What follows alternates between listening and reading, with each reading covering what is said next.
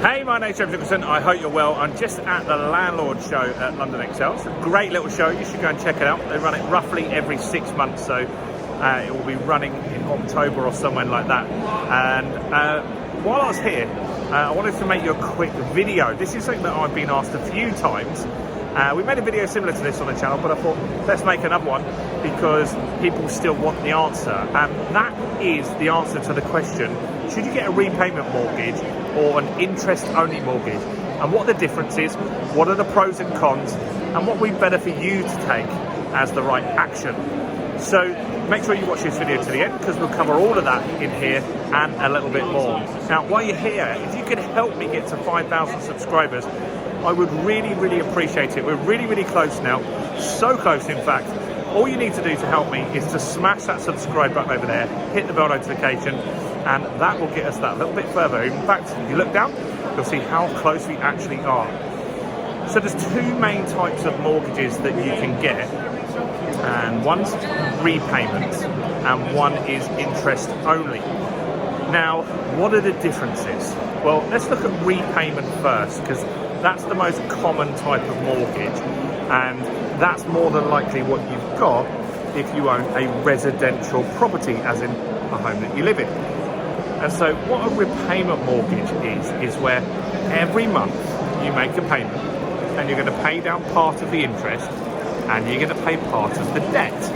So what you will see is that with a repayment mortgage, your monthly payments will be significantly higher each and every month.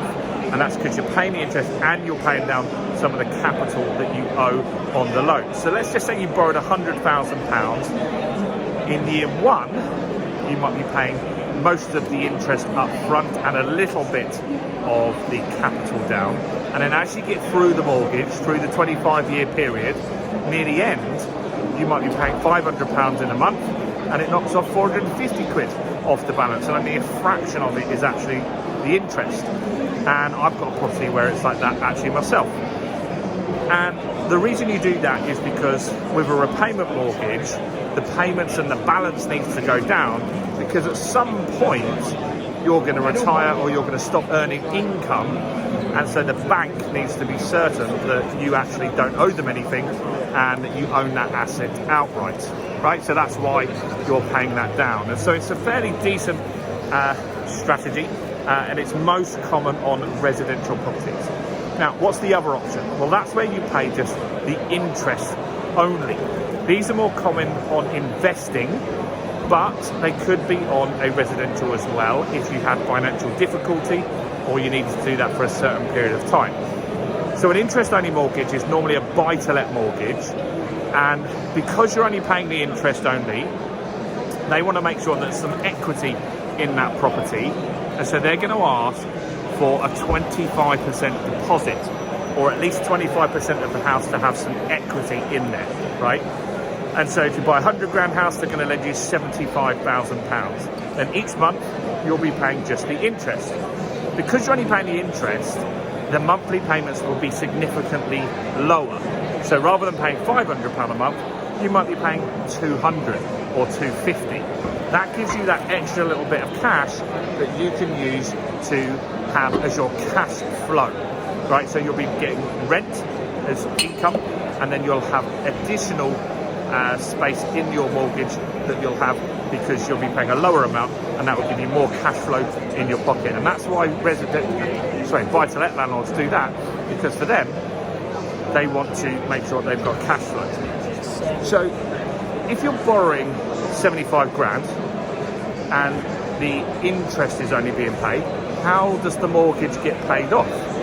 Well, here's where something called inflation comes in. Now, inflation, some people didn't know what it was a few years ago. Now with what's going on with the cost of living crisis, everyone knows what inflation is. And normally we don't know because it's at 2% and you don't really notice. Or you might from time to go, oh, do you remember how much a Freddo costs? That's where English people monitor inflation, is with their Freddos. And so we'll say, oh, it's gone up in, like, cost has gone up.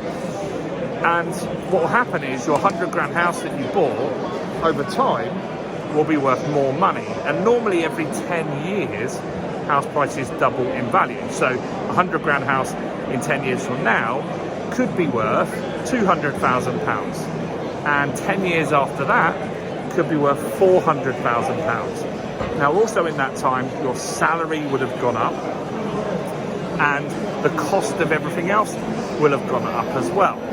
So if you now owe the bank 100 grand, 20 years later, and it's now worth 400 grand, the option to pay it down is to then flip it onto a repayment mortgage, and then the mortgage payments will go up, but relative to what everything else costs then, you won't really notice it.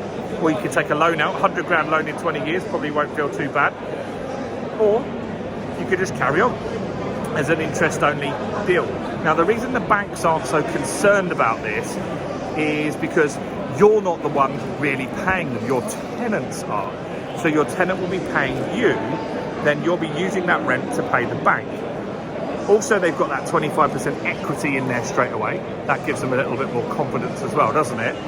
And over time, you'll be building even more equity up, so the bank's money is even safer. So as long as you're paying them back each and every month, then that works for them. And most landlords will do that. And so that's what I do. I always keep 1 or 2 properties in my portfolio where the mortgage is lower. So a lot of people watching the channel at the moment feel there's going to be a big property crash. Could be right, no one knows for sure. But if they're right, then I've got that little buffer. So I like to keep myself leveraged at around 50% on my portfolio. You can't do that initially. So initially, you're going to have a 75% borrowing, because when you get your first deal, that's where you're going to get that sorted. And that's really, really key here to understand. And so which one would I pick? Well, for a residential property, I think it's good to go with repayment. It's good to know that you've got your mortgage paid off eventually as you get that little bit older.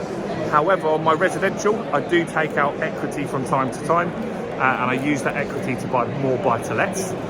If you want to do that, that's a great strategy as well. On my residential, on my buy-to-let, they're all interest only. They all are on low interest rates. They've got decent rents coming in. We've got multi-lets and various other strategies to give us high cash flow as well. And so that's what works for me. But let me know what your thoughts are. Do you think you should go interest only or repayment? Does that make a bit more sense? Give you a little bit more clarity if you're unsure on that? Comment below. I'd love to hear what you say. Do smash that like button over there, guys. That really helps with the YouTube algorithm. Do hit subscribe and hit the bell. Go and check out all the other content on my channel, including this video right here.